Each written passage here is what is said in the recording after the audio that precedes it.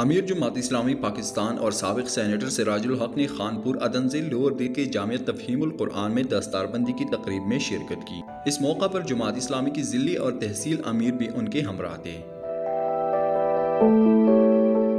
تقریب سے خطاب کرتے ہوئے جماعت اسلامی کے امیر سراج الحق اور دیگر کا کہنا تھا، زمان استا پر رب قسمی کہ ترسو پورے تا پخپر پیسلو کے حاکم تسلیم نکی دا خلق مسلمان نشی کے دے نن من 22 کروڑ عوامیو خود ہم پو وطن کے حاکم قرآن نہ دے حال دارے چلے قرآن یو نم فرقان دے۔ فرقان مطلب دا حق او دا باطل پا منس کے فیصلہ کون کے ندانن چی فیصلی نے کی گی او وارا پا کی زارشی او زارا پا کی مڑشی او کی سن نہ ختمی گی دا غی وجہ دارے چی پا عدالتونوں کے قرآن نشتا پا عدالتونوں کے فرقان نشتا حال دارے چی وہ او یا کال دے پاکستان اشو زمان محترم رنو دریات یا وات یا کال نا پسند پاکستان پر تعلیمی اداروں کے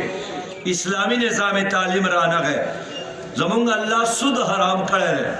زمانگ اللہ پرمالی دی چھے سود کون کے زمان سر جنگ کون کے لے وہ زمانگ دا سکول او دا کالج پا نصاب کے سود مرکب خوالے کی گی، سود مفرد خوالے کی گی۔ دا وچدائی نظریاتی ملکے او دا لا الہ الا اللہ محمد رسول اللہ پر نمان ازاد شوارے او دلتے دا لا الہ الا اللہ محمد رسول اللہ نظام چکل غالب شی نو انشاءاللہ تعالی زمان استاسو دا مشکلات بام ختمی گی، بدامنی بام ختمی گی، بے روزگاری بام ختمی گی۔ اللہ تعالیٰ لوی ازمائش و امتحان نراولی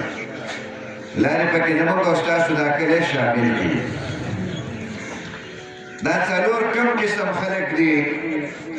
فرمائی امام عادل اول نمبر پاگی کی دے عدل او انصاف کون کے حکمران دا سی مشر چاگد عدل او دا انصاف پیسلی کے او عدل او انصاف قرآن و سنت تے دین بہر کی صبر قوانین دی نو ظلم قوانین دی۔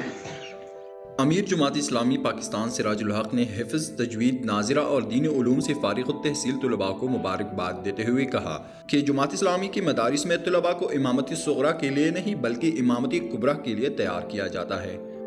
تقریب کے آخر میں دستار بندی میں شریک طلباء کو اسناد بھی دیے گئے۔